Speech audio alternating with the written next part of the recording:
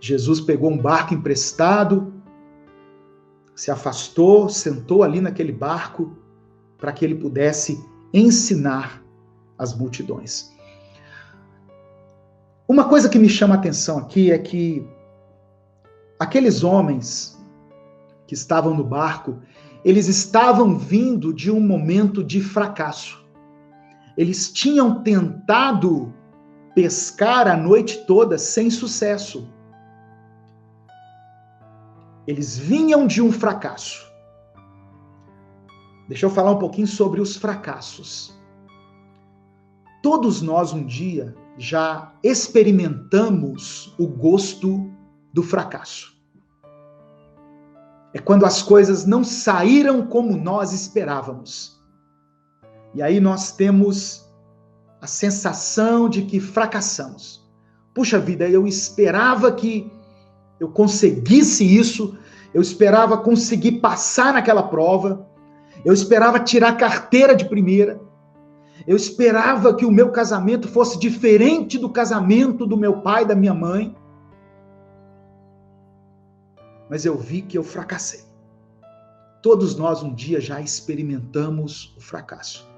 Eu achava que seria um marido melhor, eu achava que seria uma esposa melhor, eu pensei que eu tinha condições de criar os meus filhos diferente, com diálogo, mas hoje eu vi que os meus filhos se afastaram de mim, não há diálogo, por mais que eu tente, por mais que eu force, eles se isolaram, eles criaram uma barreira que nos distancia. E aí nós sentimos o fracasso. Aqueles homens vinham de uma tentativa de pescar peixes, mas não pescaram nada. A sensação de fracasso. Nós fracassamos em muitas coisas, de muitas maneiras, e o fracasso é sempre algo muito doloroso, irmãos, porque ninguém entra em algo com a intenção de fracassar. Nós investimos em algumas coisas com a intenção de sermos vitoriosos, de obtermos êxito. E quando fracassamos, nós ficamos com um sentimento de culpa. Às vezes ficamos com um sentimento de vergonha. Imagina a pessoa que se divorciou, por exemplo, nessa pandemia. E agora ele fica pensando assim, como que eu vou encarar a minha família quando voltar a normalidade, quando voltarmos a nos reunir, como é que eu vou no almoço de família? Como que as pessoas vão me encarar sabendo que o meu casamento acabou no meio da pandemia? Tem gente que quer que essa pandemia continue, porque ele não sabe como vai encarar as pessoas. Porque no meio da crise, ele experimentou fracassos. O fracasso nos faz sentir incapazes, ficamos frustrados e nos sentimos impotentes. E é interessante que muitas pessoas,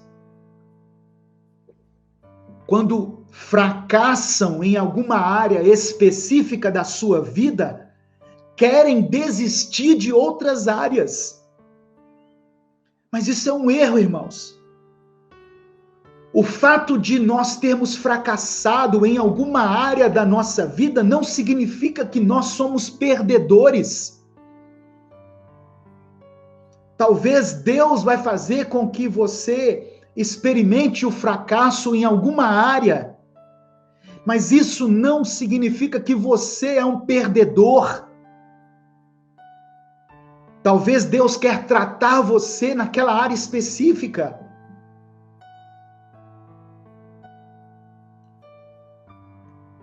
Eu conheço pessoas que servem a Deus, por exemplo, pastores, líderes, que são fiéis ao Senhor, homens que têm um ministério assim proeminente, mas que passam por lutas desafiadoras em suas famílias, nos seus relacionamentos, com seus filhos. Pessoas que muitas vezes vocês veem aqui nas redes sociais, na internet, nos canais de televisão, pregando a palavra, e eles devem continuar pregando a palavra, porque ali Deus tem feito com que eles sejam relevantes, mas por trás eles enfrentam lutas. Lançaram as redes e não apanharam nada. Então eu vou desistir de tudo? Não! Você continua sendo vencedor em Cristo. Essa sensação que vem sobre nós diante de um fracasso, ela muitas vezes não vem de Deus, irmãos. A sensação de que nós não somos bons como pais, como mães, que somos incompetentes para administrar a nossa vida, que a nossa vida, de uma forma geral, é em vão. Esse é um pensamento maligno. Quando essas coisas vierem à sua mente diante dos fracassos, lembre-se de quantas vezes você já foi vitorioso. Quantas vitórias Deus já concedeu a você. Quantas vezes você teve sucesso em áreas que eram difíceis, que as pessoas não apostavam que você conseguiria, mas você conseguiu. Traga à memória aquilo que te dá esperança. Amém, irmãos? Em nome de Jesus, traga à memória as vitórias que o Senhor já concedeu a você. No versículo 5, quando Simão, Pedro, quando ele diz assim, olha, nós trabalhamos a noite toda e não pescamos nada. Era como se ele estivesse dizendo, Jesus, nós nos acostumamos a lidar com o fracasso. Como pescadores, nós sabemos reconhecer quando o mar não está para peixe. Eu vejo aqui uma atitude de humildade, sabe? Da parte de Pedro. Embora o que eu quero ressaltar aqui é que nós não devemos nos acostumar, nos habituar com o fracasso, com a mediocridade. Mas a fala seguinte de Pedro mostra uma humildade, que ele diz assim, nós tentamos a noite toda, não pescamos nada. Nós fracassamos. Mas sobre a tua palavra, nós vamos tentar novamente. Eu reconheço a minha incapacidade, mas eu sei que o Senhor pode operar um milagre. Então aqui fala de pessoas que se acostumaram com o fracasso. Pessoas que de tanto tentar desistiram. Os discípulos queriam guardar as redes. É isso que eles estavam fazendo. Mas Jesus estava os desafiando a irem para um lugar mais profundo, a buscar por águas mais profundas. Vamos tentar novamente. Mas Jesus, nós já tentamos a noite toda. Mas eu não estava no barco. Eu não estava junto com vocês. Entenda isso, irmãos. O fracasso faz com que a gente tenha vontade de desistir ou de seguir à margem daquilo que nós realmente poderíamos conquistar. Mas Deus nos chama hoje para mergulharmos de cabeça, para tentarmos novamente sobre a palavra de Deus. O convite de Jesus é: vamos para águas mais profundas e ali lancemos novamente as redes. Águas profundas fala de irmos mais longe, irmos além. Fala de buscar a Deus com mais intensidade. Fala de mergulharmos na vida com Deus como realmente devemos mergulhar. Sair de uma superficialidade e mergulharmos na intimidade com Deus. Amém? E ali lançarmos novamente as nossas redes. Eu sei que a resposta de muitas pessoas diante desse desafio é a mesma resposta de Simão. Eu já tentei, pastor. Eu já tentei a noite toda. Eu já tentei a vida toda. Olha, eu sei que você já tentou. Eu sei que tem coisas que muitas vezes na nossa mente nós já desistimos, nós já não conseguimos enxergar o milagre de Deus. Só que eu sei que não foi por acaso que Deus trouxe essa palavra, sabe? É porque é para você tentar de novo. Antes, se assente para aprender com Jesus. Antes, convide ele para entrar no seu barco. Dê a ele o controle da sua vida. Às vezes a gente tentou muitas vezes, mas sem Jesus no barco. Mas hoje ele quer fazer parte da sua história. Ele quer entrar no barco da sua vida.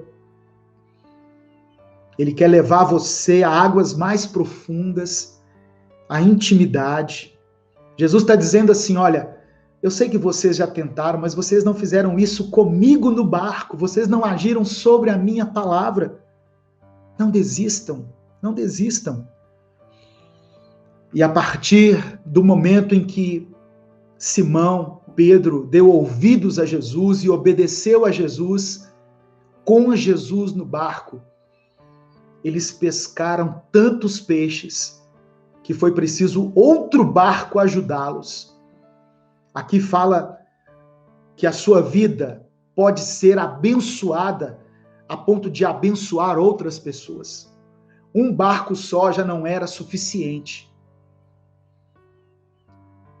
E fala da generosidade. Aquilo que Deus nos dá, nós devemos compartilhar com as pessoas. Amém, irmãos? E aí eu fico pensando, né? Como aqueles homens experimentaram o sucesso. Como eles vieram de uma situação de fracasso, uma pesca infrutífera, não pescaram nada, não conseguiram nada, e de repente vão para uma pesca milagrosa. E aí nós começamos a refletir. O que mudou de uma pesca para outra? O barco? Não, o barco era o mesmo. O lago? Não, o lago também era o mesmo. As redes eram também as mesmas. Até os peixes eram os mesmos. Os mesmos pescadores. A única coisa que fez a diferença foi a presença de Jesus. Em relação a essa caneca aqui, nós fizemos algumas, mas não estamos vendendo, porque o frete torna elas muito caro para chegar até as pessoas. Então, sempre que nós temos culto presencial aqui em Belo Horizonte, nós comercializamos essas canecas, né? Deixa eu compartilhar uma palavra do Senhor com você, algo que Deus colocou no meu coração para esse dia. O texto é um texto dos evangelhos que está no livro de Lucas, capítulo 5, do verso 1 ao verso 11. Lucas, capítulo 5, do verso 1 ao verso 11. Diz assim a palavra do Senhor. Certo dia, Jesus estava na praia do lago da Galileia, e a multidão se apertava em volta dele para ouvir a mensagem de Deus. Ele viu 2 barcos no lago, perto da praia. Os pescadores tinham saído deles e estavam lavando as redes. Jesus entrou num dos barcos, o de Simão, e pediu que ele se afastasse um pouco da praia. Então sentou-se e começou a ensinar a multidão. Quando acabou de falar, Jesus disse a Simão: leve o barco para um lugar onde o lago é bem fundo. E então você e os seus companheiros joguem as redes para pescar. Simão respondeu: mestre, nós trabalhamos a noite toda e não pescamos nada. Mas já que o Senhor está mandando jogar as redes, eu vou obedecer. Sobre a tua palavra nós lançaremos as nossas redes. O tema da mensagem é águas profundas. Versículo 6. Quando eles jogaram as redes na água, pescaram tanto peixe que as redes estavam se rebentando. Então fizeram um sinal para os companheiros que estavam no outro barco, a fim de que viessem ajudá-los. Eles foram e encheram os 2 barcos com tanto peixe que os barcos quase afundaram.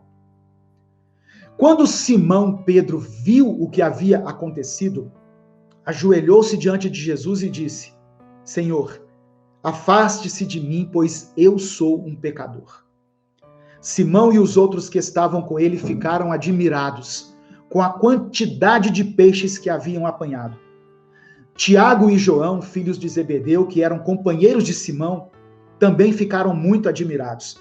Então Jesus disse a Simão: não tenha medo, de agora em diante você vai pescar gente.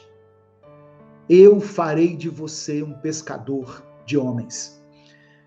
Eles arrastaram os barcos para a praia, deixaram tudo e seguiram a Jesus. É uma passagem que muitas pessoas conhecem e eu mesmo já preguei algumas vezes nessa passagem, mas Deus sempre fala ao meu coração de uma forma assim muito especial quando eu leio os evangelhos. E o efeito que a palavra de Deus produz tem mais a ver com o coração das pessoas do que com o pregador. Essas centenas de pessoas e milhares de pessoas que vão assistir depois esse vídeo, cada uma delas vai receber a palavra de Deus de uma maneira e será tocado por Deus de uma forma. Mas isso não tem a ver com o meu desempenho aqui como pregador, a minha eloquência, a minha voz, que muita gente gosta. Não é isso. Tem a ver com o seu coração. Então, a minha oração é para que o Espírito Santo de Deus prepare o seu coração para que essa palavra ela provoque um impacto positivo na sua alma, no seu espírito, que você seja transformado, que o seu caráter seja mudado conforme a imagem e semelhança de Deus, que essa palavra nos torne mais parecidos com Jesus. O tema é águas profundas. Irmãos, muitas vezes Deus não vai necessariamente nos levar a fazer algo novo, mas Ele vai nos enviar de volta ao que nós já estávamos fazendo, só que dessa vez com Jesus ao nosso lado. Repare que aqueles homens estavam pescando, tentaram pescar a noite toda e não pegaram nada. Jesus não disse para eles assim: olha, desistam desse negócio. Tente uma outra coisa na sua vida, porque isso aí que você está tentando não dá certo. Pelo contrário, Jesus os levou a tentar novamente, só que dessa vez com Jesus no barco. Deus, Ele quer estar no comando da nossa vida.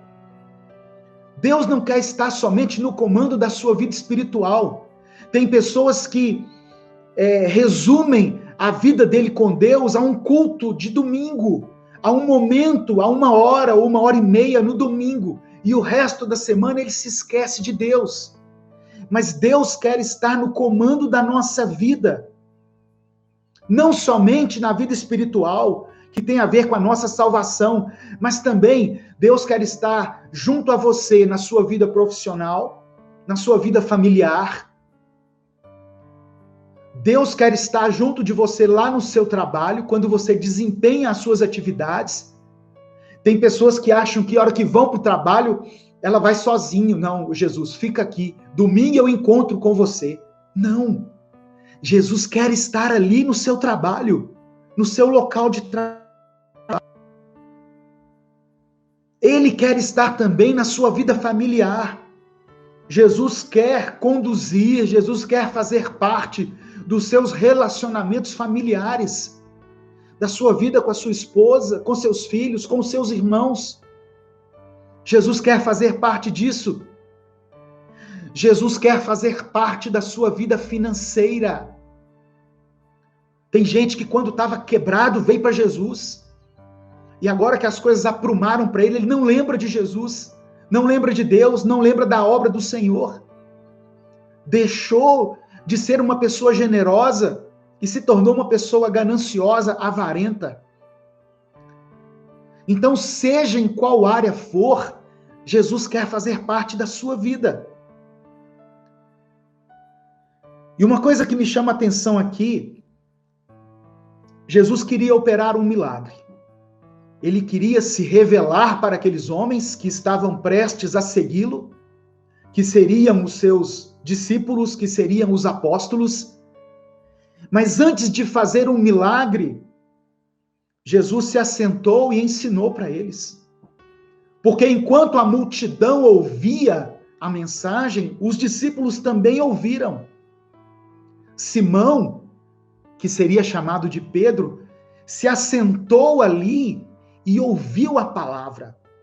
Tem pessoas que querem os milagres de Deus, mas não querem aprender de Deus. Não querem se assentar para ouvir Jesus. Pessoas que vão para a igreja, que vão para as reuniões, para os cultos, para os montes, em busca somente das bênçãos, mas que, na verdade, Jesus quer primeiramente ensinar a elas. Amém, meus irmãos? Precisamos aprender de Jesus. Jesus disse assim: aprendei de mim que sou manso e humilde de coração. Aprenda dele. Vá até Deus não somente com o intuito de receber algo material.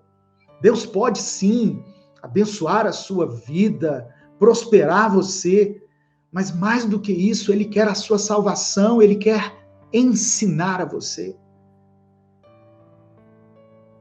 Então, quando Jesus se assenta e começa a ensinar, as pessoas começam a aprender dele. Para aprender de Jesus, nós precisamos ter um coração ensinável. Um coração quebrantado, um coração disposto a se inclinar. Para chegar até Deus, nós precisamos nos despir do nosso orgulho, da nossa arrogância. Tem gente que está há tanto tempo no Evangelho que ele acha que não tem mais nada para aprender. Não é isso que Deus quer, irmãos. Deus quer que você esteja apto para ouvir aquilo que Ele quer. Pastor, mas eu já ouvi essa mensagem tantas vezes. Pois é. Por que Deus está levando a gente a refletir nela hoje? Talvez porque nós não estamos praticando. Talvez porque tem algo ainda para ser aprendido aqui em Lucas 5. Então, antes de Deus operar um milagre na sua vida, Ele te chama para aprender dele. Antes de Jesus operar aquela pesca milagrosa que ficou registrada na Bíblia, Ele primeiro ensinou as pessoas. Amém?